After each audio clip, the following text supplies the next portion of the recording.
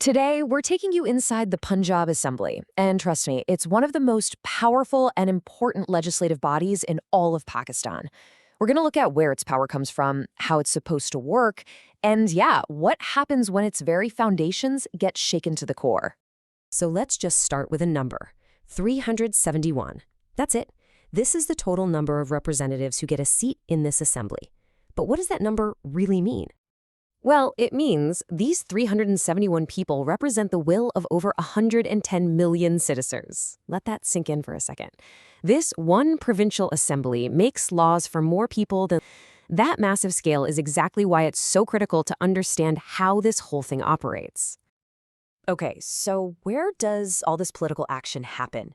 Let's start with the building itself, the physical home of the assembly, sitting right in the heart of Lahore.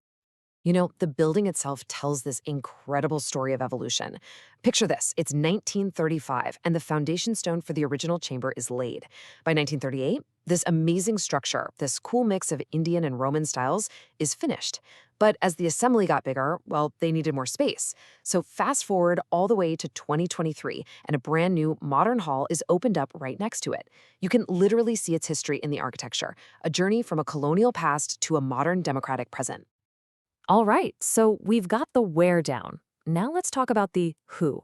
Who are these 371 people, and how on earth do they earn a seat in such a powerful house? Well, the assembly is actually designed for some pretty broad representation. If you look at this chart, you'll see the vast majority, 297 seats, are for the folks who win direct elections. But, and this is key, the Constitution also carves out specific spots to make sure different voices are heard. 66 seats are reserved just for women, and another 8 for non-Muslims. That mix is totally fundamental to how it's all structured. So, what does it actually take to become a member of the Provincial Assembly, or an MPA as they're called? Well, the official rulebook for this is Pakistan's Constitution, and the really important stuff is laid out in Article 62. This article basically sets the minimum requirements for anyone who even wants to think about running for office. And honestly, the criteria are surprisingly strict. I mean, you've got the basics, right? You have to be a citizen, at least 25, and a registered voter. But then it gets way deeper. The Constitution actually demands that a candidate be of good character and also, get this, sagacious, righteous, and honest. On top of that, they need a clean record with no convictions for crimes of moral turpitude, which is basically a legal way of saying corrupt or just plain bad behavior. It's a really, really high bar to clear. Okay, so we've got 371 qualified members sitting in a historic building. Awesome. But what do they actually do all day? Well, the Assembly's work really boils down to 3 core jobs. Think of it like this. They make the laws, they control the money, and they keep an eye on the government. Legislate, authorize, and supervise. Simple, right? Let's break each one down real quick. First and foremost, their job is to legislate. This is their number one function. The Assembly can create laws on pretty much any subject that isn't specifically saved for the national government. And that means they're responsible for everything from deciding what kids learn in school to how hospitals are funded and how your local towns are run. It's a huge deal. Second, they authorize spending. And let me tell you, this is a massive power. The Assembly basically holds the province's purse strings. Every single rupee the government wants to spend has to come from something called the Provincial Consolidated Fund, and not one rupee can be touched without the Assembly giving the thumbs up to the annual budget. And third, they supervise. This is where that whole democratic accountability thing really kicks in. The provincial government, the chief minister and their cabinet, they are directly answerable to this assembly. MPAs can grill them with tough questions, introduce motions, and have these big public debates about how the government is performing. They're the watchdog. Now look, having a rulebook is one thing, but what happens when those rules get pushed to their absolute breaking point in a high-stakes political war?